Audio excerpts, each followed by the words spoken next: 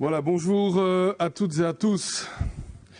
Et merci d'avoir répondu à l'invitation qui vous a été adressée par le groupe CDH ce jour dans le cadre de l'organisation de cette matinée de réflexion autour d'un thème qui nous est cher, qui touche à la personne humaine en particulier, le thème de la silver economy, l'économie des cheveux gris. Pour l'interpréter de manière différente.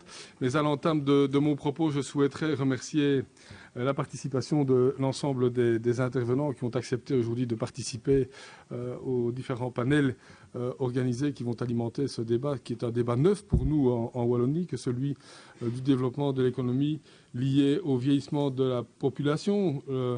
L'allongement de la vie, c'est un thème et un défi extrêmement important. Je tiens à remercier également la présence de notre ministre de l'Agriculture et de la Grande Région, René Colin, qui, durant l'année écoulée, au niveau de la Grande Région, a abordé de manière approfondie le thème de la silver economy et a relevé le défi de pouvoir le mettre à l'agenda. Et dans les prochaines semaines, nous aurons l'occasion au niveau du gouvernement wallon de pouvoir aborder la question. Maxime Prévost va nous rejoindre. Il est sur la route. Vous savez que le plan de mobilité de Namur est ce qu'il est aujourd'hui et donc il est confronté à quelques embouteillages, mais il va nous rejoindre.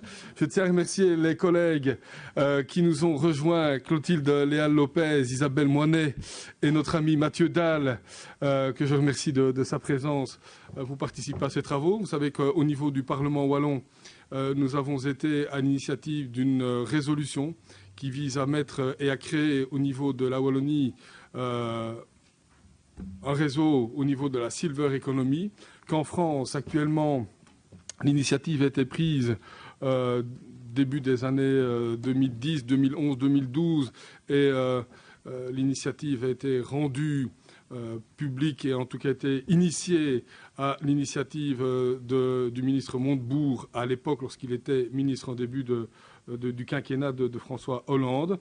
Et cette filière a pu naître, a pu voir le jour et aujourd'hui est extrêmement active au niveau de la France puisque c'est près de 1800 entreprises qui s'occupent d'accueillir le vieillissement, de faire en sorte que le vieillissement, l'allongement de la vie est un phénomène dont on a pu prendre en tout cas la mesure.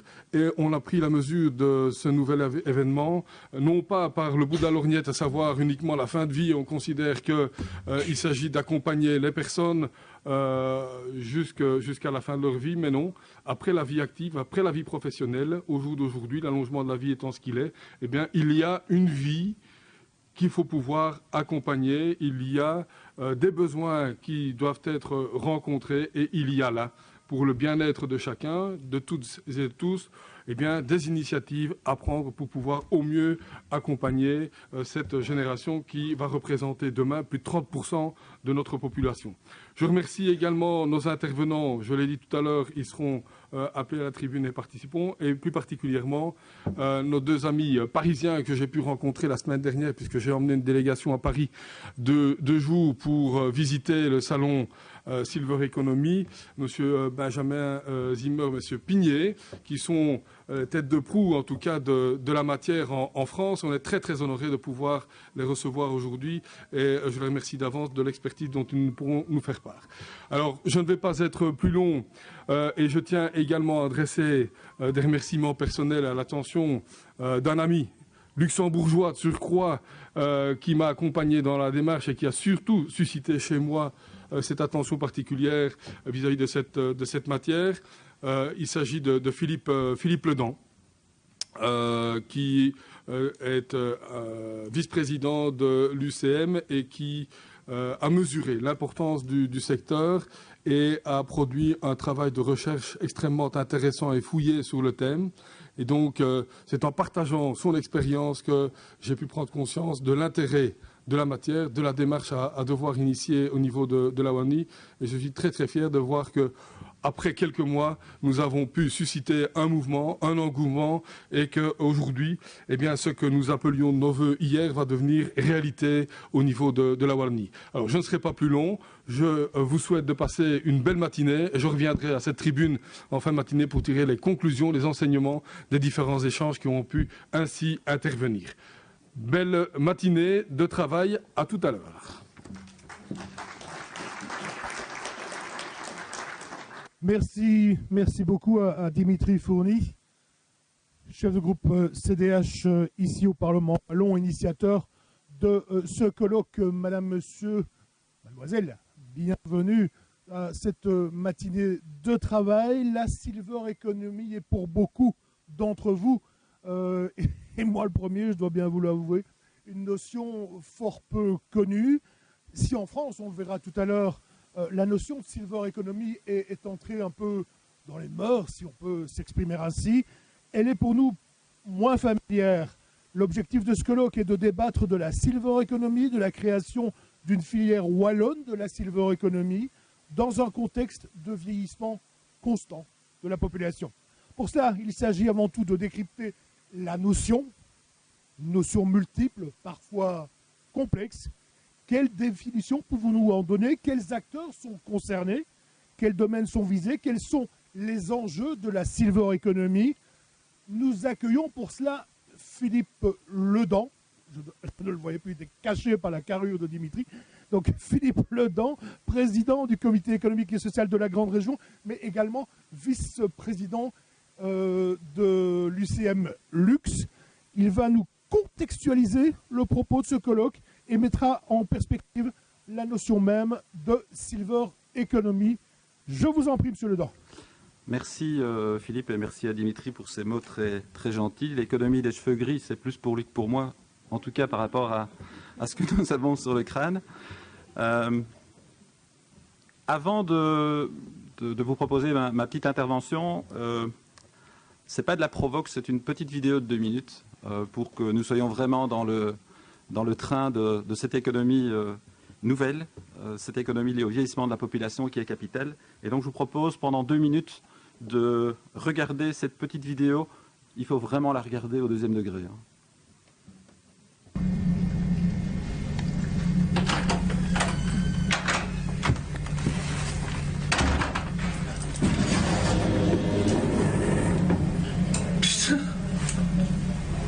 Vous n'avez jamais remarqué ?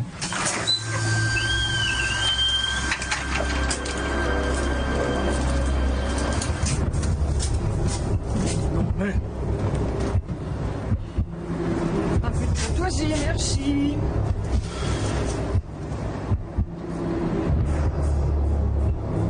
Vous n'avez jamais rien vu ?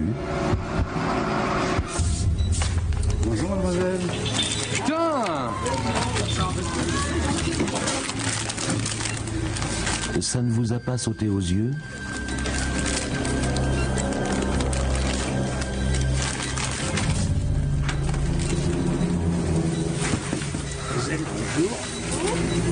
Des fois, on a vraiment l'impression qu'ils le font exprès. Maintenant qu'on y est, on va jouer avec la musique, comme je l'ai dit. On va jouer avec Loulou. Oui, et puis les gaffettes, tant qu'on y est. Eh bien, ils le font exprès. Robert, faut y aller.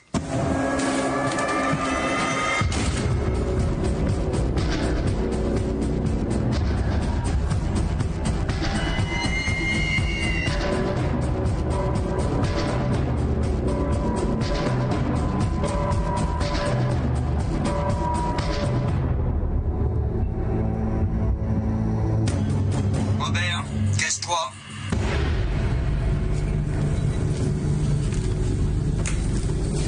Plus lent, Robert. Plus lent. Pourris-le, fais tomber ton chou-fleur.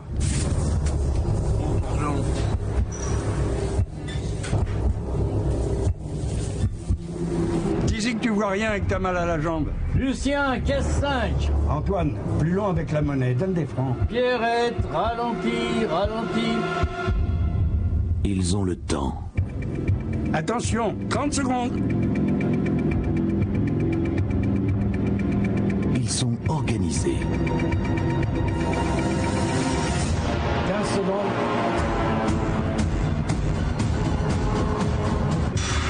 Top ascenseur.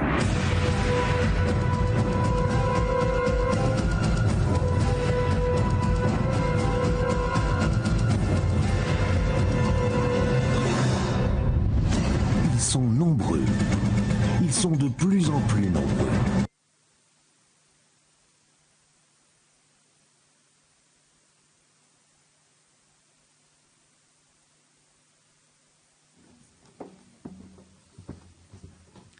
Voilà, ce n'était pas de la provoque, c'était vraiment du second degré. Et je vois que ça vous a fait sourire un petit peu, donc c'est vraiment très très bien. Alors, tout d'abord, moi je suis issu comme Dimitri du cœur de l'Ardenne. Et dans mon village, les habitants portent un nom, dans le village à côté aussi, mais c'est moins sympa que chez nous. Chez nous, il s'appelle les chats. Et si je vous parle de cet animal, c'est parce que tout simplement, il caractérise une posture qui est importante dans notre société actuelle, c'est l'agilité. Et on en parle beaucoup dans le monde économique et ailleurs. Et c'est clair que cette notion d'agilité devient aujourd'hui, dans la société actuelle qui est en pleine mutation, une posture pour notamment les dirigeants et les organisations. Et nous devons être agiles pour une raison assez simple, c'est que nous vivons dans un monde dont la nouvelle norme, c'est ce que les Américains définissent comme, avec cet acronyme, VUCA. Donc c'est un monde volatile, c'est un monde incertain, c'est un monde complexe, et on le vit au quotidien, et c'est un monde qui est également ambigu. Et la problématique du vieillissement de la population, eh bien, elle s'inscrit aussi dans ce monde VUCA. Depuis 2 ans, comme Dimitri Fournier l'a rappelé, et en présence de René Collin, qui assume la présidence politique de la Grande Région, j'assume la présidence pour le compte des partenaires sociaux. Et la problématique de la silver economy est traitée dans un certain nombre d'endroits. Et au Comité économique et social de la Grande Région, on a souhaité, dès le départ de la présidence wallonne, intégrer la silver economy, notamment dans le cadre du groupe de travail santé. Et je remercie vraiment de leur présence Jean-Bernard Gillet, qui est des meubles depuis quelques mois, mais qui a assuré cette présidence avec Henri Lewal, qui est au fond de la salle. Le sommet politique de la Grande Région également a vraiment mis en œuvre un certain nombre de réflexions par rapport à cette problématique qui est une problématique très importante et je vais essayer de vous convaincre. Alors, c'est quoi la silver economy? Sans vouloir empiéter sur ce que va exprimer Benjamin Zimmer notamment, qui est vraiment beaucoup plus spécialiste que moi. La silver economy, eh bien, c'est le marché qui se crée autour des besoins des personnes âgées, en termes de biens et de services. Alors, c'est une économie, et on le verra, qui favorise l'innovation. Je pense que le maître mot, c'est d'éviter de penser que le vieillissement de la population, c'est une charge, c'est un coût. La silver economy nous amène à positiver ce phénomène autour notamment de l'innovation, et vous verrez qu'il y a des innovations prodigieuses, qu'elles soient économiques, sociales, qui sont en train de se développer aujourd'hui, et je pense qu'il faut vraiment les encourager et les soutenir. Alors, au-delà de la silver economy, quand on a préparé cet entretien, Dimitri me dit, mais il ne faut pas circonscrire ça à l'économie, et c'est vrai que ça va bien au-delà de l'économie. Et si on prend comment les anglo-saxons caractérisent ce phénomène, aux États-Unis, on parle de global aging, ou aujourd'hui, de manière plus courante aussi aux États-Unis, on parle de global ageless society. Alors il suffira juste de trouver la bonne traduction en français, mais je pense que ça donne mieux la perception de l'enjeu. Alors, est-ce que la silver economy, c'est un effet de mode, c'est un gadget, ou au contraire, c'est une problématique qui va s'inscrire durablement? En tout cas, à titre personnel, je pense que ça va s'inscrire durablement, parce que ce que nous vivons avec le vieillissement de la population représente, pour notre société, une crise. Alors, dans le mot crise, dans l'acception chinoise, on voit 2 éléments, et je vais aborder les 2.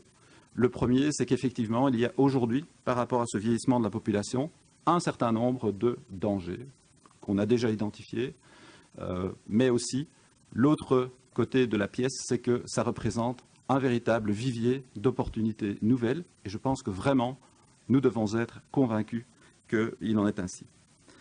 Le vieillissement de la population,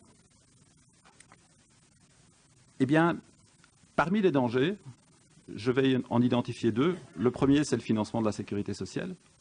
Et le deuxième que j'ai, au fur et à mesure des recherches identifiées, c'est vraiment un aspect qui est un élément clé, c'est finalement la solidarité intergénérationnelle. Et je vais essayer de vous démontrer que si on ne prend pas un certain nombre de mesures, cette solidarité intergénérationnelle est véritablement en danger dans un horizon de 10 à 20 ans. Premier problème, premier élément, première bombe, c'est le financement de la sécurité sociale. Alors c'est vrai que notre sécurité sociale a été construite sur base de 3 critères. des critères d'ordre économique, des critères d'ordre démographique et des critères sociaux. Et c'est vrai que toutes ces réflexions datent du siècle dernier, évidemment, de plusieurs décennies, et qu'aujourd'hui, le monde dans lequel nous vivons a fortement évolué. Alors, la valeur essentielle qui domine dans le cadre de la sécurité sociale, c'est précisément cette solidarité entre les personnes bien portantes, les personnes malades, les actifs, les inactifs, les personnes qui travaillent, les personnes qui sont au chômage.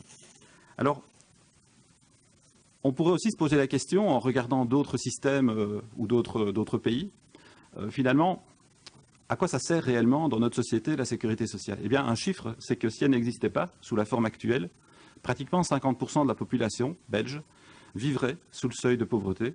Donc c'est vous dire l'importance qu'elle représente aujourd'hui. Alors c'est vrai que le financement actuel de la sécurité sociale, ce sont des gros montants annuels, on parle de pratiquement 82 milliards, dont 60% sont le fruit de cotisations sociales. Alors, à titre personnel, et Dimitri Fourny l'a dit, je suis aussi vice-président de l'UCM, je suis parfois inquiet quand je vois le nombre grandissant ou l'augmentation de la pauvreté dans notre pays, quand je vois également la fragilisation de la classe moyenne qui est une contributrice importante au financement de la sécurité sociale. Alors, ce montant d'un peu plus de 80 milliards, évidemment, vous êtes au fait, il y a les fameux 7 piliers de la sécurité sociale. Alors, il y a évidemment les soins de santé. Alors, il faut innover rapidement. On a eu l'occasion d'en parler, notamment avec Jean-Bernard Gillet. C'est clair que avec le digital, les évolutions technologiques, il faut innover rapidement pour offrir des solutions nouvelles, pour notamment limiter les coûts des soins de santé. Il y a toute une série d'innovations aujourd'hui qui le permettent et on en parlera tout à l'heure. Il y a également, alors quand je dis qu'il faut innover, ce n'est pas pour en réduire le coût. Bon, il faut en réduire le coût, mais il ne faut pas nécessairement, toucher à l'accessibilité de cette sécurité sociale, évidemment, au plus grand nombre et à la qualité des soins que nous avons aujourd'hui. Le deuxième élément, c'est une potentiellement autre bombe qui s'annonce, c'est le financement des pensions, avec là aussi un système qui doit évoluer. Il y a des menaces énormes sur la pérennité même du système, dans la mesure où, là aussi, il a été construit au siècle dernier. Et il suffit, pour s'en convaincre, de se dire que le fameux fonds de vieillissement qui avait été créé en 2001, qui n'a plus été alimenté, l'idée a été abandonnée. Et c'est la réforme actuelle des pensions qui est chargée d'assurer le financement de nos vieux jours. Il y a le chômage, troisième pilier de la sécurité sociale. Alors c'est clair qu'il y a trop de chômage, il y a trop de jeunes sans emploi. Et précisément, on verra tout à l'heure, parce que quand on parle de silver economy, ce qui est incroyable, c'est que ça touche le vieillissement de la population, mais vous voyez énormément de jeunes qui, aujourd'hui, entreprennent dans des secteurs qui touchent le vieillissement de la population, et donc c'est extrêmement rassurant. Alors les 4 autres piliers, je ne vais pas les détailler, ce sont les prestations familiales, les maladies professionnelles, les congés payés et les accidents du travail. Aujourd'hui, sans évolution de notre système, évidemment, notre politique sociale est en danger. D'abord, évidemment, je le rappelle, parce que notre système politique, l'organisation de notre société, s'est basée sur, ou a été construite à l'époque de la société industrielle, et aujourd'hui on est dans un monde beaucoup plus ouvert, le digital est très important, et donc il faut effectivement, en tenant compte que la population belge va vivre, que nous serons plus nombreux et que nous vivrons plus longtemps, évidemment, aussi probablement en meilleure santé, il faut pouvoir changer un certain nombre de choses. Alors, le trou de la sécurité sociale, on n'arrête pas de le dire, est en train de grandir. Et il suffit de regarder deux graphiques pour s'apercevoir que la pyramide d'âge est en train d'évoluer de manière significative. Vous avez la population belge, la pyramide d'âge de la population belge en 2016, et vous voyez qu'en 2036 et en 2056, le sommet de cette pyramide, donc celle qui caractérise les plus de 60, 70, 80, 90, voire 100 ans, augmente de manière importante. Et vous avez en dessous l'évolution entre aujourd'hui et la même période des plus de 65 ans. Donc c'est une évolution importante qui fait que pratiquement dans un horizon d'une trentaine d'années, on aura pratiquement le triplement de la population des plus de 65 ans dans notre pays et aussi dans la vieille Europe.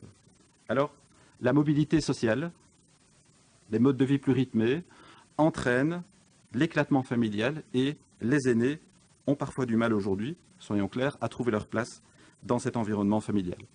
Et pourtant, ces aînés, ils jouent un rôle important dans notre société, au sein de la famille. Alors, ils apportent évidemment un certain nombre d'aides, un certain nombre de soutiens, tout en souhaitant se préserver de l'isolement, en conservant une estime de soi et avec le sentiment de se sentir utile. Et c'est clair qu'on ne mettra jamais en évidence les milliers, les dizaines de milliers de personnes retraitées qui aujourd'hui s'investissent dans le bénévolat dans notre société.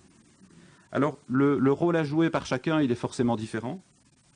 Et la solidarité dont je parle, elle n'est pas uniquement sociale ni financière, d'ailleurs, elle est aussi matérielle. Et dans ce cadre-là, la Silver Economy a un rôle très important à jouer. La solidarité, c'est une valeur essentielle d'une société démocratique. Et elle ne peut s'envisager, comme je l'ai dit, sous le seul angle financier. Le fait de vivre plus longtemps signifie que nous pourrons rester actifs plus longtemps, forcément, et que la diminution du nombre d'enfants qu'on constate aujourd'hui devrait permettre d'investir davantage dans l'éducation et dans l'épanouissement personnel de ceux-ci. Alors évidemment, il faut, comme tout est lié, vraiment encourager l'adéquation entre l'éducation, le monde de l'entreprise, les besoins de prestataires sociaux et autres. Alors pour renforcer la solidarité entre les générations, il y a un certain nombre d'efforts à faire, et puis on abordera l'aspect plus opportunité avec la Silver Economy. Alors, quelques efforts qui sont pour moi à faire assez rapidement, c'est mieux exploiter le potentiel des différentes générations pour changer l'image perçue des personnes plus âgées qui sont encore trop souvent considérées comme un problème davantage que comme un potentiel de développement et comme un maillon indispensable dans notre société. Alors des efforts sont aussi nécessaires à faire pour investir dans les jeunes. Alors il faut s'attaquer au chômage, je l'ai déjà dit, au décrochage scolaire, à l'insécurité de l'emploi. Et il y a quelque chose qui m'a vraiment marqué dans toute une série de recherches que j'ai pu faire ou rencontres, c'est que la réussite de la jeune génération, la réussite des jeunes d'aujourd'hui, détermine profondément la capacité d'une société à aider les personnes âgées. Et il faut accorder enfin une attention particulière à la génération intermédiaire, plus ou moins la mienne, alors qu'on appelle de manière pas très sexy la génération sandwich. Donc c'est celle qui prend en charge les jeunes et également les personnes âgées. Et soyons clairs qu'un certain nombre de soutiens, de choses qui sont faites aujourd'hui sont aussi réalisées principalement par les femmes. Alors si on ne modifie pas les choses, les personnes âgées pourraient de moins en moins être prises en charge par leurs enfants, qui deviendront également plus âgés. Et la norme, évidemment, dans la société actuelle, c'est de voir 4, voire 5 générations familiales en même temps, pendant une durée relativement élevée durant toute une vie. Alors à partir du moment où l'objectif reste la solidarité intergénérationnelle et que l'être humain reste la valeur essentielle, eh bien, il y a différents chantiers qui se posent à nous et de multiples questions. Alors, comment va-t-on financer la sécurité sociale avec 4 à 5 générations qui vont se côtoyer aussi longtemps tout au long d'une vie? Que va-t-on faire des travailleurs dont le numérique va remplacer un certain nombre d'emplois? Alors, on parle aujourd'hui de taxer les robots. Alors, ça peut paraître surprenant, mais voilà, ce sont sans doute des choses qui devront, entre guillemets, être réfléchies dans les années qui viennent. Comment allons-nous faire pour maintenir la cohésion sociale dans la société? Alors, je pense qu'il est essentiel de penser autrement, à la fois le financement, mais aussi tout ce qui touche autour du vieillissement de la population. Alors, ce n'est pas pour faire plaisir aux partis qui organisent la journée aujourd'hui, mais j'ai trouvé dans une étude d'un professeur de l'UCL spécialisé dans le vieillissement, mais dont j'ai oublié le nom, une citation du cardinal Marty qui dit, et je trouve qu'elle est vraiment très très bien dite, que l'art de gouverner ne consiste pas à rendre souhaitable ce qui est possible, il consiste à rendre possible ce qui est souhaitable. Et je trouve que c'est très juste par rapport à la problématique qui nous occupe aujourd'hui. Alors du point de vue des partenaires sociaux, Wallon et grandes régions, en tout cas que je représente, les patrons et les syndicats avec les mutuelles, dans le cadre de chantiers de réflexion qui sont menés aujourd'hui, je pense qu'on a un rôle évidemment très important à jouer. L'augmentation du nombre de personnes âgées dépendantes pèse évidemment incontestablement sur la solidarité collective. Et un nombre plus restreint de personnes actives, comme on y arrive progressivement aujourd'hui, devra financer les allocations sociales pour un nombre croissant de personnes inactives. C'est l'équation dans laquelle nous sommes. Et il y a un certain nombre de secteurs qui aujourd'hui sont amenés à évoluer très rapidement, ils le font déjà, et ça va certainement encore s'accélérer. Alors on parle beaucoup des secteurs médicaux et des secteurs médico-sociaux, qui seront amenés à s'adapter très rapidement, notamment dans les domaines des soins de longue durée, dans la prise en charge des personnes en fin de vie. Même constat en matière de politique de logement, mais aussi par extension, une réflexion assez profonde qui doit être aussi entreprise en matière d'aménagement du territoire. Alors dès lors, notre société doit s'adapter pour permettre à tous de profiter de ce formidable progrès dans les meilleures conditions sociales, économiques et sanitaires possibles. Et de ce point de vue-là, le vieillissement de la population est véritablement l'affaire de tous. Alors avec l'allongement de l'espérance de vie, la hausse des dépenses de santé et de retraite, la baisse de consommation structurelle des plus âgés dans un certain nombre de domaines, je pense que Benjamin Zimmer le traitera tout à l'heure, le vieillissement est souvent perçu ou décrit comme un tsunami, avec de menaces réelles sur les finances de nos pays développés comme la Belgique. Alors, à titre d'exemple, l'impact du vieillissement de la population sur la dépense de santé devrait être compris entre 0,5 et 2,5 points du PIB d'ici 2025. Même 0,5, c'est beaucoup, avec des scénarios évidemment très variables. Juste sans vouloir faire peur, les agences de notation, alors elles sont ce qu'elles sont, mais elles ont une influence quand même importante, tirent également la sonnette d'alarme face à la menace d'une crise budgétaire renforcée. Et l'agence Fitch, qu'on connaît et qui est citée de temps en temps, prévient qu'elle compte abaisser dans les prochaines décennies la note des pays concernés par le vieillissement démographique, à commencer par le Japon, l'Irlande et Chypre, pour ne citer qu'eux. Mais le vieillissement démographique, et ce sera la deuxième et dernière partie de mon intervention, c'est une source d'opportunités véritablement importante dans laquelle la silver economy doit occuper une place importante. Alors en France, à titre d'information, elle représentait en 2013 un marché global de pratiquement 100 milliards d'euros. Et en 2020, on estime que le marché global de la silver economy représentera pratiquement 30% de plus, c'est dire si l'enjeu est important. Alors la Wallonie et ses entreprises peuvent trouver évidemment un gisement de croissance majeur à condition de tirer profit de cette silver economy. Alors tout d'abord, je pense qu'il faut retenir une leçon, c'est la leçon de l'Allemagne, qui a peut-être un bon laboratoire parce qu'effectivement ils vivent depuis avant nous une véritable crise liée au vieillissement de la population. Et pour qu'un pays puisse vraiment bénéficier d'effets vertueux liés au vieillissement, les entreprises doivent davantage se positionner sur des activités ou des produits à forte valeur ajoutée. Et en retour, c'est cette condition qui fait qu'à un certain moment, ces entreprises peuvent réinvestir ou contribuer positivement à la croissance d'un pays. Et donc la silver economy crée des opportunités de croissance extraordinaires à terme pour les entreprises dans certains secteurs. J'ai déjà évoqué la santé. Il y a tout le secteur du maintien à domicile qui va connaître une évolution, notamment avec le numérique qui est très importante. Il y a l'habitat.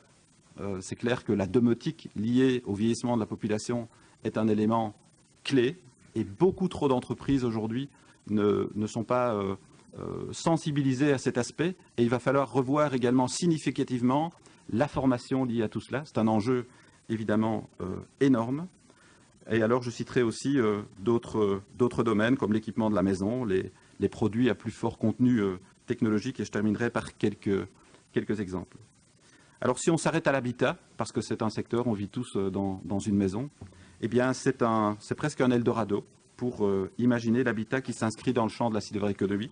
Alors, je sais que Benjamin risque d'aborder cela tout à l'heure. Alors, il y a tous les intervenants liés à la construction, à la rénovation d'une maison qui sont impactés, que ça touche l'urbanisme, l'architecture, mais aussi que ça touche la domotique, la sécurité, la télévigilance et bien d'autres domaines. Alors, la Wallonie a des atouts très importants pour devenir un acteur de la silver-économie. Il y a un tissu de recherche et de développement qui est important, notamment au travers des universités, des hautes écoles, des écoles d'ingénieurs. Il y a déjà beaucoup de mutuelles qui ont, de manière très proactive, proposé des solutions. Il y a énormément d'acteurs privés qui commencent à s'intéresser à ces sujets. Alors, il y a encore beaucoup de blocages qui restent par rapport à cette problématique, et si on veut vraiment la développer. Alors, le premier, c'est un manque de connaissances du potentiel exact du secteur et des acteurs concernés. Et je pense que dans la résolution qui a été votée au Parlement wallon, c'est un des éléments préliminaires, et je pense effectivement que c'est un élément capital. Il y a aussi, la semaine dernière à Paris, on a rencontré la présidente d'un fonds d'investissement qui finance des initiatives dans le secteur de la silver economy. Eh bien, il y a aussi des aides au financement d'entreprises dans ce secteur qui sont peut-être à étudier de manière plus précise. Alors, un des facteurs clés de succès pour mettre en place une véritable politique liée à la silver economy, c'est d'associer l'ensemble des secteurs liés au vieillissement de la population. Et la réussite d'une véritable stratégie à l'échelle, par exemple, d'une région, dans le champ de la silver economy, ça implique souvent d'y associer le plus tôt possible l'ensemble des acteurs importants, notamment ceux qui ont le pouvoir d'impacter les résultats d'une stratégie. Alors, dans le secteur, oui, comme il reste un petit peu de temps, je vais peut-être aller un petit peu plus vite, mais je termine. Il y a nombreux produits et nombreux services qui demandent aussi, liés au développement technologique, des changements organisationnels dans des secteurs clés. C'est notamment, je suppose que Jean-Bernard Gillet en parlera tout à l'heure, tous les changements qui vont devoir intervenir dans le domaine de la santé. Alors, par exemple, le développement de nouveaux outils de téléassistance, par exemple, implique la volonté de plusieurs acteurs. Alors, il y a les téléassisteurs eux-mêmes, il y a les communes, les CPAS, les assistants sociaux. Alors, certains acteurs peuvent avoir des positions dominantes fortes, il ne faut pas se le cacher, freiner ou bloquer des projets. Dans le secteur de la télémédecine, par exemple, des acteurs importants interviennent. Alors, le secteur de la santé avec les médecins, le législateur, les acteurs technologiques, les distributeurs. Et, il faut le reconnaître, certains acteurs n'ont pas toujours les mêmes intérêts. Alors, pour terminer, je vous dirais que la Wallonie peut prendre exemple sur certains pays. On écoutera tout à l'heure ce qui se fait en France. Mais il y a aussi des choses très intéressantes qui se font dans des pays qui vivent un vieillissement accéléré de la population. Par exemple, le Japon, la Corée du Sud, évidemment. Alors, quelques exemples pour terminer. Alors, c'est pour vous montrer qu'il y a évidemment des choses très importantes qui se font aujourd'hui, notamment en Wallonie. Alors, il y a une start-up qui s'appelle Neveo et qui a développé une solution qui, en fait, c'est pratiquement le premier réseau social familial qui permet à des personnes âgées qui sont dans des maisons de retraite ou autres d'être chaque jour connectés via des systèmes comme Skype et autres. Donc c'est vraiment rapprocher les familles des personnes qui sont parfois isolées dans des homes. Mais ça va au-delà. Ça permet également d'imprimer une fois par semaine une espèce de journal de famille. Donc c'est le home qui imprime le journal de famille à la personne qui est hébergée. Il y a aussi beaucoup d'autres développements qui se font. Alors ce n'est pas vraiment une idée neuve, mais c'est une marque de vêtements qui s'appelle Selfia. Donc ce sont vraiment des vêtements qui ont été conçus pour des personnes qui, à un certain moment, en fin de vie, ont des difficultés à s'habiller, à monter une tirette et autres. Donc c'est un principe de velcro. Alors il y a aussi une start-up qui s'appelle, c'est une start-up française qui s'appelle Samtech, qui permet, en étant mieux connecté, d'améliorer les relations ou le quotidien des équipes aidantes en relation avec les personnes plus dépendantes, leurs familles et autres. Et pour terminer, je vous présente Roméo. Alors c'est presque Roméo et Juliette. Je ne sais pas si madame s'appelle Juliette. Mais en tout cas, c'est une entreprise française, on l'a vu la semaine dernière à Paris, qui s'appelle Aldebaran Robotics, qui est leader mondial dans la robotique humanoïde et qui a conçu ce robot assistant qui est dédié aux personnes dépendantes. Alors, ça peut prêter à sourire, mais ça rend d'énormes services et ça permet aussi de contrer un élément important qui est la présence humaine permanente et donc souvent impossible ou voire inabordable au niveau prix. Alors, il y a aussi en France, et je terminerai par là, un autonome lab. Alors, c'est quelque chose qui est intéressant parce qu'il permet, c'est dans le Limousin, à Limoges, de fédérer toutes les énergies d'un territoire pour associer les entreprises, les personnes dépendantes, les start-up, les pouvoirs publics, pour imaginer des solutions ensemble. Et je pense que dans le monde dans lequel nous vivons, qui est un monde ouvert, qui est un monde de collaboration, qui est un monde communautaire, qui est un monde de co-création, c'est un exemple également qui pourrait être inspirant à l'échelle de la Wallonie. Alors vous l'aurez compris, je pense qu'on a un certain nombre d'atouts à partir du moment où les responsables politiques d'une région estiment que ce secteur est important, de devenir une région Silverfield. Je vous remercie.